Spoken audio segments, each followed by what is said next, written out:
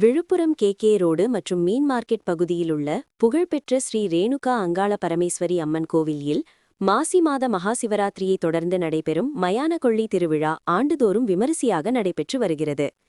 இந்த திருவிழாவில் அம்மன் கபாலிகர் வேடத்தில் மயானத்திற்கு எழுந்தருளி அங்குள்ள சாம்பல் மற்றும் மண்ணை எடுத்து சூறையாடும் சடங்கு நடைபெறும். அதனைத் தொடர்ந்து ருத்ரபூமியில் சிறப்பு பூஜைகள் நடைபெறும். இந்த நிகழ்வை காண பக்தர்கள் திரளாக கலந்து கொண்டு வழிபடுகின்றனர். புராண கதைகளின்படி பிரம்மாவின் கபாலத்தை தன் கையில் ஏந்திய சிவபெருமானின் சாபத்தை நீக்கிய அங்காள பரமேஸ்வரி அம்மனை நினைவு கூறும் விதமாக இந்த மயான கொள்ளை விழா நடைபெறுகிறது. மேலும் திருவிழா நாளில் கருப்பு காளி, இரத்தக்காளி, பச்சை காளி உள்ளிட்ட பல்வேறு வேடங்களில் அம்மன் பக்தர்களுக்கு காட்சியளிப்பார். பக்தர்கள் காய்கறிகள் மற்றும் பலகாரங்களே அம்மனுக்கு படைத்து மயான கொள்ளை நிகழ்வில் பக்தி உணர்வுடன் பங்கேற்பது இந்த திருவிழாவின் சிறப்பாகும்.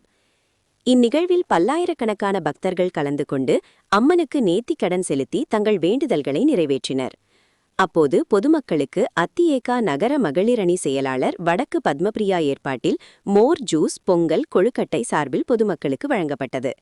உடன் நகர செயலாளர் பசுபதி, வண்டிமேடு ராமதாஸ், நகர மாணவரணி என்ஜி சக்திவேல் மற்றும் அண்ணாமலை உடனிருந்தனர்.